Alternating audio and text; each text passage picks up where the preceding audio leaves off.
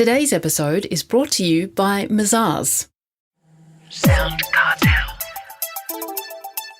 The ability to command attention, charm and excite people are some of the softer skills that can help to persuade. And in business, charisma counts. From SoundCartel, I'm Nicole Goodman, and this is Business Essentials Daily.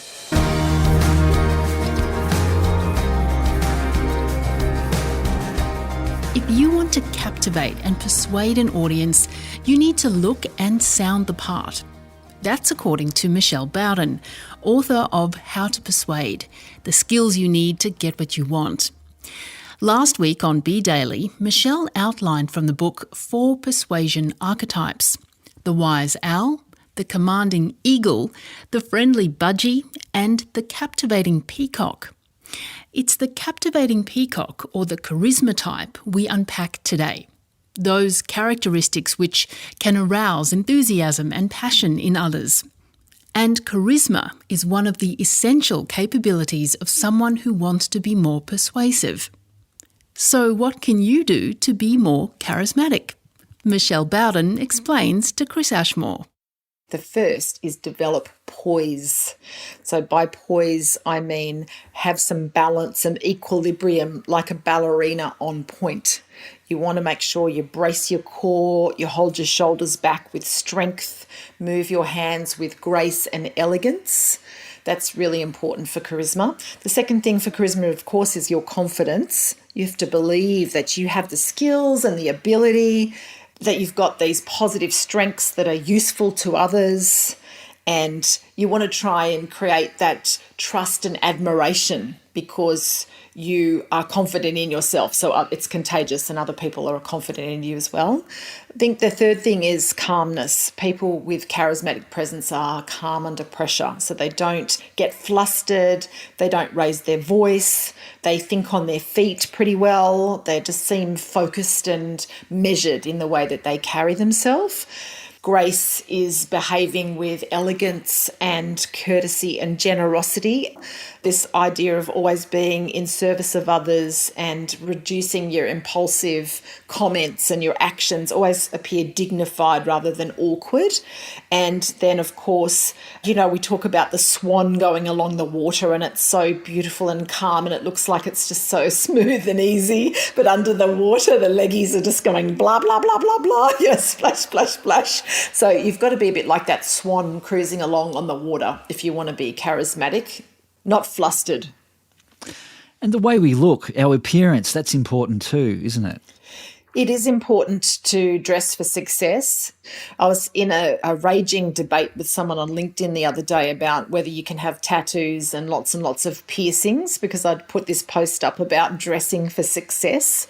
Well, of course, a tattoo and a piercing is particularly appropriate in certain environments. If you're a MAC makeup artist and you've got tattoos and some fabulous piercings, then you're going to be very successful as a makeup artist in your industry. That's the look. If, on the other hand, you're the CEO of a Fortune 500 and you're trying to win a $700 million pitch like some of my clients are, then no, probably not. That's why they wear a long shirt and cover up the tattoo that they wanted to have, and they have that out on the weekend. But I do think it's about thinking not so much about what's comfy for you and what is your human right and all of that we keep hearing at the moment in the media. It's more about, if you want to be persuasive, then you need to have a deep understanding of what is required by the other person, and then have the flexibility and the capability to flex and adapt your approach so that you give that person what they need. If they're going to judge you for having your tattoo or your nose hairs untrimmed or your fingernails chipped or your shoes scuffed or your shirt unironed, then fix those things up, because why wouldn't you put your best foot forward so that you can win the business as fast as possible? Now, the way we speak, that's important, of course.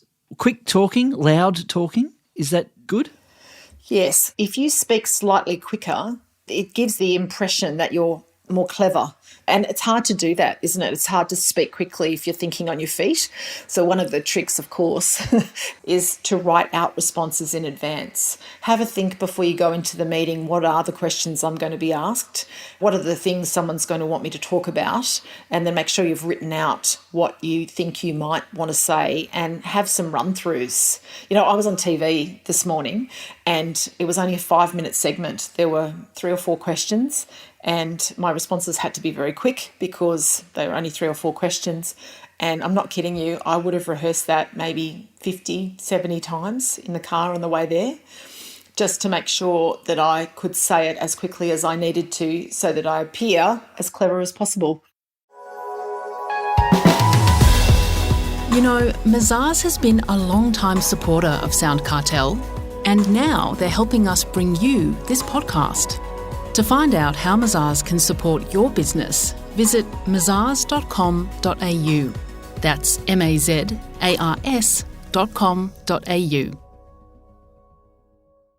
What else about the way we speak which can help to persuade, do you think? Accurate speech is really important. And that's fun because the way, this is called your articulation, and the articulation is the clarity or the crispness of your words. And it's so fun to warm up your articulation. You do fun things like blow raspberries, like so you want to blow raspberries, and you want to do funny things like make your lips really wide, like you're making the shape of an orange, and then little tiny green pea, purse your lips, and then kiss your lips out so you're puckering up, and then grin so that you're showing all your teeth. All these fun warm-up exercises that warm up the teeth, the cheeks, the lips, the tongue, the jaw, will help you to have a nice, clear, crisp articulation when you speak. Now, first impressions, we're always told, are important. How important are they? Really important. Do you know people form a first impression of you in only 9 seconds, and it's completely on how you look. So that's back to your question about dressing for success. It's completely on how you look. Are you tall? Are you short? Are you fat? Are you thin? Are you handsome? Are you not? It's just, what do you look like? You're wearing a blue checkered shirt or a hot pink blouse? What do you look like? Do you wear glasses? Do you have long hair, short hair, no hair? So in that 9 seconds, people make their first impression, and then 25 seconds after that, they care about 3 other things. The first thing people care about is how deep and resonant is your voice, so back to how you talk. So we do associate authority and credibility with people who have a deep, rich, resonant tonality to their voice. You think about Chris Hemsworth or Sean Connery, of course, and some of your listeners might be old enough to remember the Valvoline ads on Australian radio. Valvoline, you know what I mean? You know, that rich, resonant, fabulous. It was John Laws, wasn't it, that did those ads? So the deep, resonant tone of voice is very important in that next 25 seconds. The other thing in the 25 seconds that people care about is your direct connected eye contact. So if you're really looking at someone and looking right into the white part of their eye so that you're connected and it's clear that you are present and you are actually looking at the person, not just pretending to. And then the third thing is how comfortable you are in your skin. So you don't do weird body postures like hands over the crotch or weird one shoulder up, one shoulder down, you know, where you just look uncomfortable in your skin. It's very important in a first impression that you've got a strong core, symmetrical shoulders, and that your hands are reinforcing what you're saying and not doing odd things that distract. So yes, 9 seconds is the first impression, which is how you look, and then those 25 other seconds, how deep is your voice, how good is your eye contact, and how comfortable you appear in your body. And then after that, they've pretty much made up their mind, and you're going to have to really try hard if you want to change it. Well, that leads me on to body language and facial expressions. How should we handle ourselves there?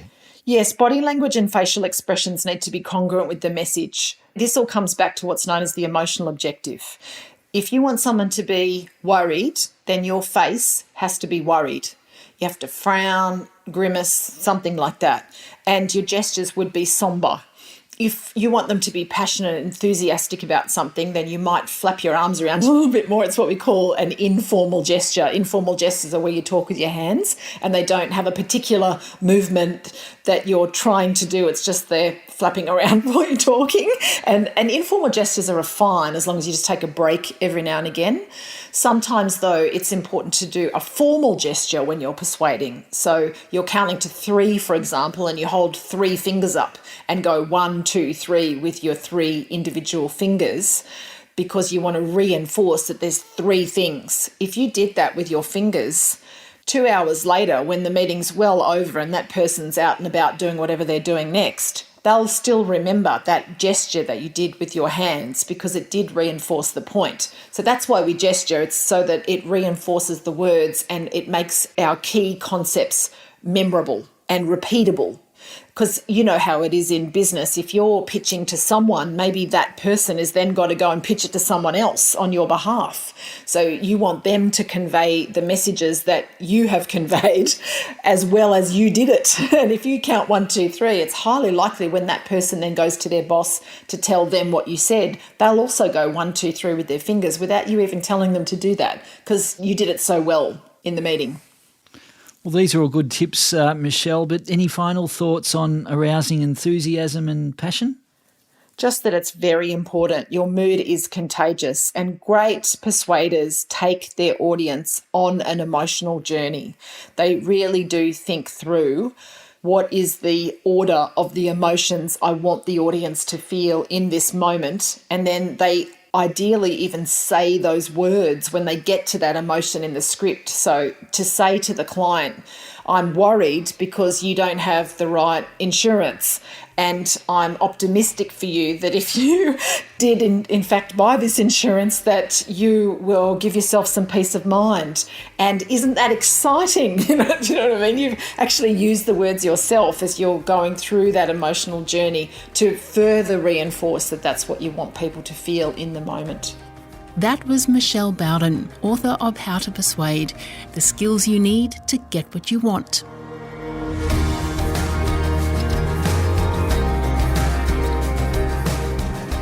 Business Essentials Daily is a SoundCartel podcast. Producers are Nick Schilberger, Chris Ashmore, Jeff Waters and myself. Technical production by Pete Letts and Belinda Trimboli. I'm Nicole Goodman. Thanks for listening. We'll bring you more Be Daily next week. SoundCartel. This episode was brought to you by Mazars.